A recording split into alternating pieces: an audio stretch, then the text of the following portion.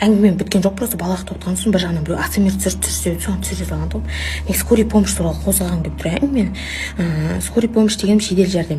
Сол мынандай жағдай болды. Менің келінім екеуміз енді түскен кезінде, біраз уақыт өткеннен кейін қабат кезінде оның аяғы ісіп кете беретін тұғын.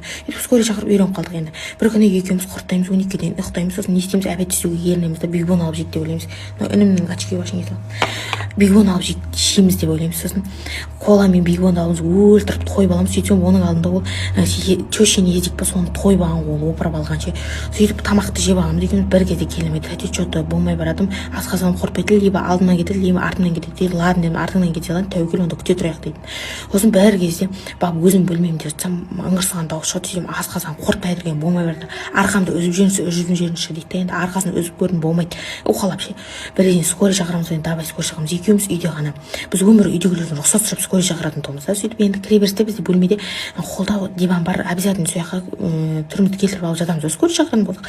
Сөйтіп енді үйді тазалауымыз керек. Өмір скорый келген кезде білмеймін, біз үйді тазалатады ше. Солар үйді тексеруге келе ма білмеймін. Сесте жұмыс істей ме олар. Сөйтіп енді үйде ортаның барында диванды деп көрпеше Виктория Секретті сеуіп қасына жатқызып, паспортын қасына апарып қойып, бәрін қасына әдемі кружкамен су қойып қасына сөйтіп дайындап қойғам. Бір кезде енді скорый келді. Сөйтіп келгеннен кіреберіс тазаламаған, енді келе жатыр ғой.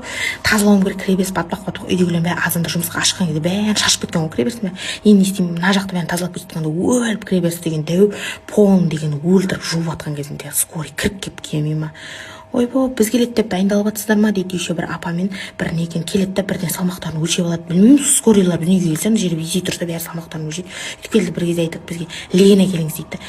Ема үйде короче егілеген бар тұғын, біреуі новый розы бейше сондай біреулер келіп қалғанда кір жаюға азындай шығардың. Біреуі жасыл, ол шамалы бір тесігі бар. Соны ойлаймын, бір тесігі барды апарам мүмкін, ол лығылдатып құсса қазір соны жолда деген сораптап ағып астынан тұрып масқарам оны апармай қойдым. Енді роза айтамыз, роза бей таппай қалдым, масқара әшінде тұратын.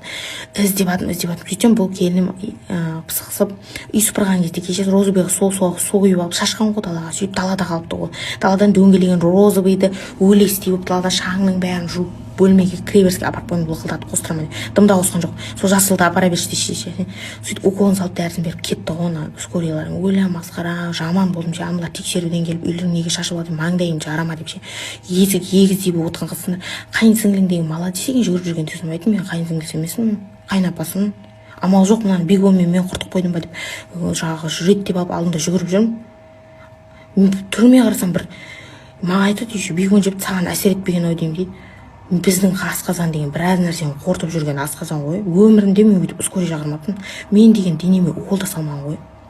Бірінші рет осы бірінші. Достар, кімде қандай травма бар? Сіздер қандай профессиядан қорқасыңдар? Менің детский травмам уборщица мен гардеробщица апайлар. О, мына сорлы бір ғайызға, құдай-ай, сендерде тық қойсам лыбылдап шығып кете бердіңдер ғой. Осы қайдақ деген бәле болды ше, нервім қайнатып. Ше бисульфатный сондай шампунмен жуа қойып едім. Басым бір сиыр жалағандай болып тұр ше. Нервімді қайнатып бітіріп, шампун араламайтын болды ғой. Бір бәлесі бар арасында бір нәрсе қарамаймын мен оған. Мен өзі тамақ жеп жүрген тамағымның өзінің срогын онша арасында бір қарайтын адаммын.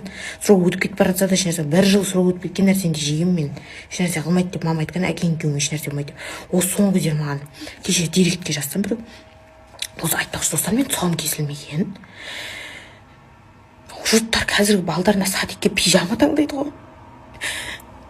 Біз садикке барамаған мен вообще тұсауымды кеспеген ғой. Үшінші баламын ғой мен, үшінші. Сонымен мама бірақ жаным шығаратын видеоны көрсем. Тәуекелейін. 27-де ғой жасым, мамадан рұқсат сұрап жүрген ба. Сол енді тұсауым кесілмеген, сөйтіп директке кеше салғам ғой мен, тұсауым кесілмеген, сөйтсем біраз кесілмегендер бар екен. Енді соларға айттым, мен достар бәріміз бір бірігіп салтанатты кеш ашайық. Әлі де кеш емес деген атпен сол жиналғандардың бәріміз тұсау кесілмегендер енді общаковский ақша жинап ортадан бір копеечканы жалдап әнші шақырып, сосын енді тұсауымызды бір жерден бәріміз кешіп жүретін адам шақырайық. Сол Қайраттың шешесін шақырамыз ба білмеймін ғой енді. Төреғалидың әкесін шақырамыз ба. Бірақ енді қыз балдар ғой енді бәріміз келген. Қыз балдардың қыз бала кеседі дейді ғой. Сонымен сөйтіп жүреміз ба, сен біреу жүріп, сен тұсауың кесілмеген болса, демек сені асырап алған шығар деп. Қой, меніңше негізі мама осы шынымен де бірақ ше мен мамаға вообще ұқсамаймын. Баяғыда мама өлтіріп шығып жанын шығаратын кезде мен пападан аумай қалғанда түрімнің бәрі сөйлеген сөзіме дейін бәрі ұқсап қалған. Мамаға вообще ұқсам сол ойлайтын тұғым. Осы мені папа өзімен бірге ертіп келген шығар. Өйткені мен салмағым папа вообще әңгіме айтатын. Жей бер деп айтатын тұғым папа. Құдай жаным, торайым, поросеногым деп айтатын тұғым маған. Мама айтатын тұғын, дос жылатып айтады, дұшпан күлдіріп айтады, сен арықта дейін тұғын. Сол кезде ойлайтын тұғым, осы папа мені өзімен бір ертіп келген емес па деп. Сөйтіп біреу менің ойыма жаман арам ой салды, соны түнімен жаман ойларым мазалайды мен деп арасында мама ұйықтап отқан бөлмеге келіп түріне қарап кеттім. Бірақ мінезім мамаға ұқсайды. Оны айтайын деп жатқан жоқпын, вообще әңгіме мен уборщица апайлар туралы айтайын деп жатқан тұғым. Енді 30 секунд қалды. Менде детский травма уборщица апа мен гардеробщица апайлардан бар. Кімде сондай? Жалман қорқам мен. Сосын охранадан қорқам. Охраналарны қазіргі кезде деген әйтеуір үлкен кісілер томайды. Кішкентай мультфильм алдар тұрады ғой әр жерде. Ұрысып кетесің. Бас кетсе келмейін деп. Ал уборщица апайлар мәңдеңді жарады. Особенно гардеробщица апайлар. Или қазір осыдан келіп келем.